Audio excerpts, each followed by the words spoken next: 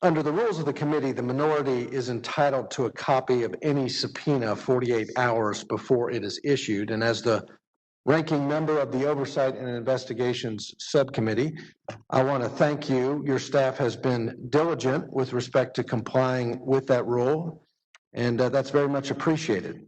The rules, however, do not ensure that the minority is made aware when a subpoena is actually formally served and who actually receives it.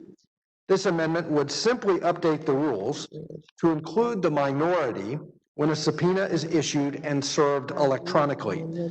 Electronic service of subpoenas comes with many advantages, including speed and preserving a record of service. Another benefit is the capability to easily inform the minority after the point in time in which a subpoena is served, or at the exact point in time when a subpoena is served. What this would mean in practice is your staff would simply CC my staff when a subpoena is transmitted by email.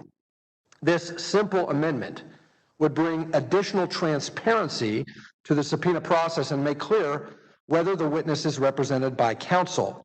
Now, of course, the best transparency would have been achieved with Mr. McHenry's amendment to give both the majority and minority joint subpoena authority, which would have required consultation with the minority as a condition of issuing a subpoena. However, this amendment will not affect the chair's unilateral subpoena authority, assuming Mr. McHenry's amendment is defeated. I do want to just mention one point that, as I listened to the debate about Mr. McHenry's amendment. The Madam Chair pointed out, or made the argument at least, that the Supreme Court upheld the constitutionality of subpoenas. That's not the point. The point is that the Supreme Court remanded the issue to the district court, the lower court, with a 4-point test that subjected our committee subpoenas to greater scrutiny.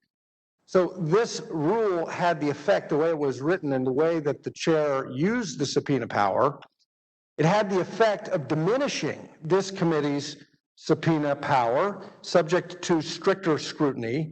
And so we want to, at least with this amendment, preserve as much remaining subpoena power that we have left. So again, as the ranking member of the subcommittee who appreciates collaboration with Chairman Green in our very important oversight responsibilities, I just want to make the argument that this amendment would simply provide the minority with some additional visibility when it comes to the committee's most powerful oversight tool.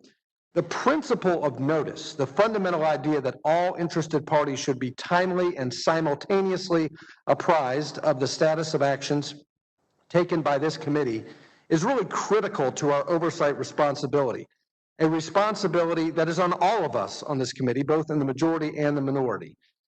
So with that, Madam Chair, I believe that this is a matter of fundamental fairness, especially given the chair's opposition to Mr. McHenry's amendment. I would urge my colleagues to adopt this as at least a modest overture of comity to the minority, and certainly an amendment that I think would strengthen our collective oversight function. And with that, Madam Chair, I yield back.